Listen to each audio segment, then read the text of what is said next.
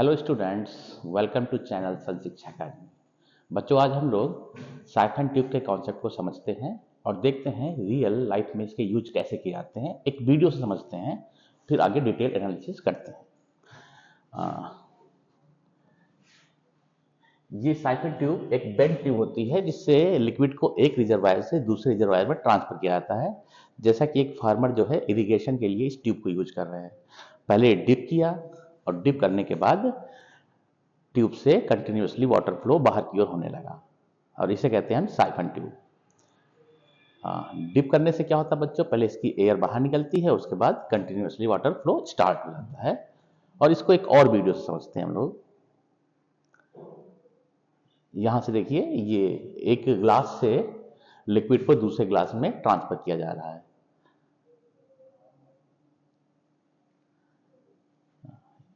पहले ट्रांसफर नहीं हुआ, लेकिन जैसे लिक्विड को डिप करके उल्टा करते हैं, इस ट्यूब के थ्रू लिक्विड एक ग्लास से दूसरे ग्लास में ट्रांसफर हो जाता है। और ये सब कुछ जो होता है वो साइफन ट्यूब के कॉन्सेप्ट से होता है। और चलते हैं, इसी हम लोग करते हैं डिटेल्ड एनालिसिस, कैसे लिक्विड एक ग्लास से दूसरे ग्लास में ट्रांसफर हो रहा है।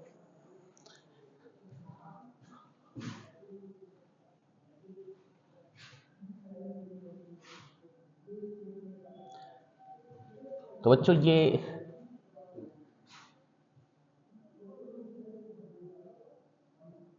एक साइफन ट्यूब बनी हुई है। ये ट्यूब एक साइफन ट्यूब होती है जो बेंड ट्यूब होती है, और लिक्विड को ट्रांसफर करने के लिए इसका यूज हम करते हैं। तो लिक्विड को पहले हमने क्या किया, इस कंटेनर में डिप किया और डिप करने के बाद इसकी एयर को सक कर लिया। और जैसे यहाँ से हम जो है बैरियर को रिलीज करते हैं, लिक्विड कंटिन्यूअसली फ्लो करना स्टार्ट कर देता है। और उसका स्ट्रीमलाइन फ्लो होता है, कुछ इस तरह का स्ट्रीमलाइन होता है बच्चों। ये इसका स्ट्रीमलाइन होता है, कुछ इस तरह का, जो स्ट्रीमलाइन फ्लो होते हुए लिक्विड आउटलेट से बाहर की ओर निकलना स्टार्ट हो जाता है। तो बच्चों, ये लिक्विड का फ्लो जो होता है इस साइफन ट्यूब में, वो स्ट्रीमलाइन फ्लो होते हुए बाहर निकलता है। इसलिए किसी भी दो पॉइंट पर हम लोग बर्नौली इक्वेशंस को अप्लाई कर सकते हैं। बर्नौली इक्वेशन बेसिकली हम स्ट्रीमलाइन फ्लो के लिए ही अप्लाई करते हैं। और दो पॉइंट लेते हैं, दो इंपॉर्टेंट पॉइंट लेते हैं जिनके बारे में थोड़ा सा हमें जो है आइडिया पहले से है। जैसे पॉइंट ए, जो कि सरफेस पर है कंटेनर के, क्योंकि हमें यहाँ का प्रेशर पता है, एटमॉस्फेरिक प्रेशर के इक्वल होगा। और दूसरा पॉइंट ये जहाँ आउटलेट है और जहाँ से जो है लिक्विड बाहर निकल रहा है, वहाँ का भी हमें प्रेशर पता है, वो भी कितना है, पी ए। इस पॉइंट को हमने डिनोट किया बी से। दोनों ही पॉइंट के हमें प्रेशर पता है, इसलिए ए और बी के बीच में हम लोग अप्लाई करेंगे बर्नौली इक्वेशन। तो बच्चों, इस साइफन ट्यूब में हमें अप्लाई करना है बर्नौली इक्वेशन।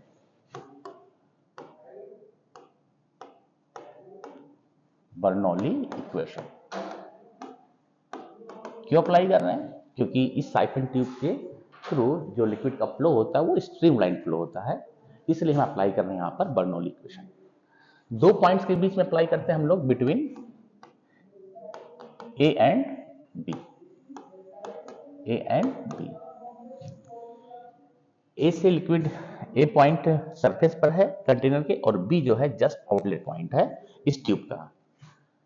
चलिए स्टार्ट करते हैं। मान लेते हैं, एज्यूम करते हैं ए पे जो वेलोसिटी है लिक्विड की वी ए है, और बी पे जो वेलोसिटी है लिक्विड की वी बी है।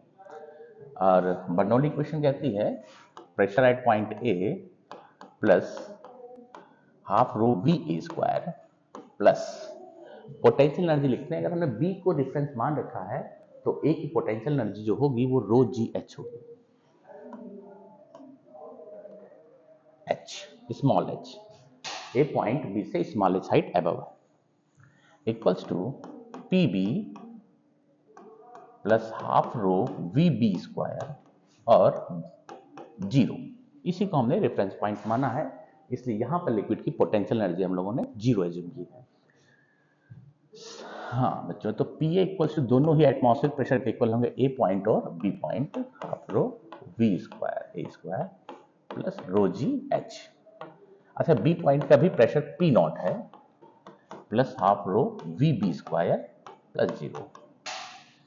और बच्चों, ये भी कह सकते हैं कि जो ए है इसका क्रॉस सेक्शन एरिया बहुत ज़्यादा है और बी के क्रॉस सेक्शन एरिया बहुत कम है। तो इक्वेशन ऑफ कंटिन्यूटी से कह सकते हैं कि ए पॉइंट पे जो लिक्विड की वेलोसिटी है वो बी पॉइंट के लिक्विड की वेलोसिटी से बहुत कम होगी, और इसलिए इसको हम लोग नेग्लेक्ट कर सकते हैं। बी की वेलोसिटी के कंपैरिजन में ए की वेलोसिटी बहुत कम है।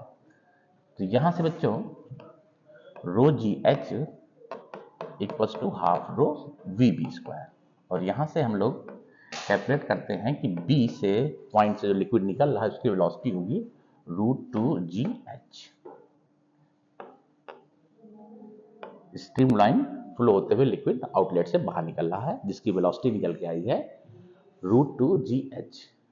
अच्छा, समझने की बात यह भी बच्चों, जो आउटलेट पॉइंट है और जो लिक्विड का अपर लेवल है, आउटलेट हमेशा अपर लेवल से नीचे होना चाहिए, क्योंकि जैसे जैसे h कम होता रहेगा b से लिक्विड का फ्लो कम होता रहेगा। अगर h जीरो हो जाएगा तो velocity at point b zero हो जाएगा। इसलिए जब भी हम साइफन ट्यूब यूज करते हैं तो हमेशा जो आउटलेट होता है अपर लेवल से, लिक्विड के अपर लेवल से हमेशा नीचे रखते हैं, अदरवाइज लिक्विड बाहर नहीं निकलेगा। अब बच्चों यहां पर लिक्विड कंटिन्यूअसली फ्लो करता रहता है साइफन ट्यूब से जब तक इस सरफेस का लेवल इस बी के लेवल के बराबर ना हो जाए।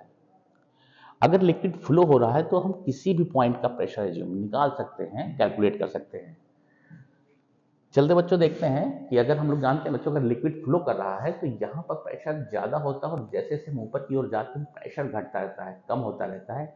इसी वजह से लिक्विड यहाँ से ऊपर की ओर राइज करता है और बाहर की ओर निकलता है।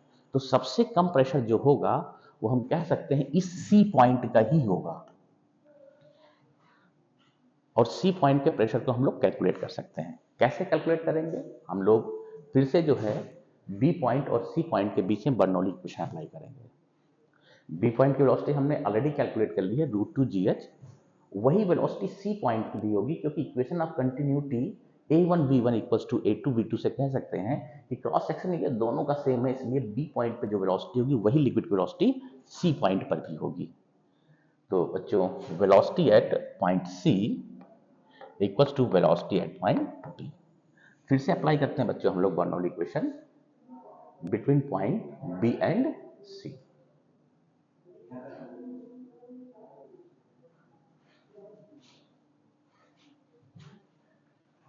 between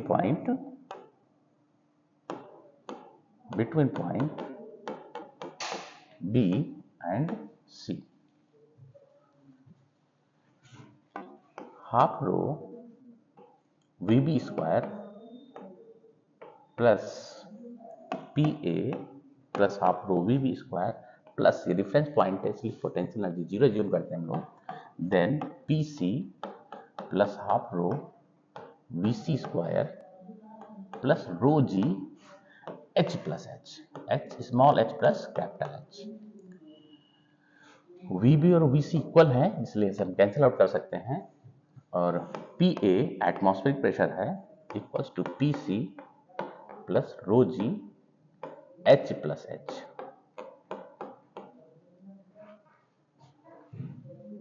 then PC equals to P naught minus rho G H plus H, और ये अपर पॉइंट का प्रेशर आ गया जो कि सबसे कम होगा। पूरे ट्यूब में सबसे कम प्रेशर सी पॉइंट का ही होता है, और कैलकुलेट करके निकालते हैं बेटा P naught minus rho G H plus small h plus capital H। जैसे जैसे h बढ़ने लगता है प्रेशर सी पॉइंट का घटने लगता है। अगर h को हम बहुत ज़्यादा बढ़ा देंगे तो सी पॉइंट पर प्रेशर बहुत कम हो जाएगा, और मे भी हो सकता है कि सी पॉइंट पर प्रेशर लिक्विड के वेपर प्रेशर से भी कम हो जाए, और लिक्विड के अगर वेपर प्रेशर से कम हो गया तो यहाँ पर बबल बनने स्टार्ट हो जाएंगे और लिक्विड का स्ट्रीमलाइन फ्लो रुक जाएगा और कहीं ना कहीं लिक्विड फ्लो करना भी बंद कर देगा। इसलिए H को हम इतना ही मेंटेन रखते हैं ताकि अपर पॉइंट पर प्रेशर वेपर प्रेशर से कम होने ना पाए।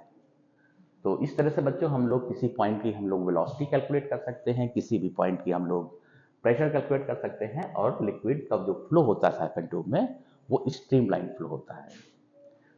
तो बच्चों इस तरह से हम लोगों ने साइफन ट्यूब के कॉन्सेप्ट को समझा है, और बाकी थैंक यू बेटा।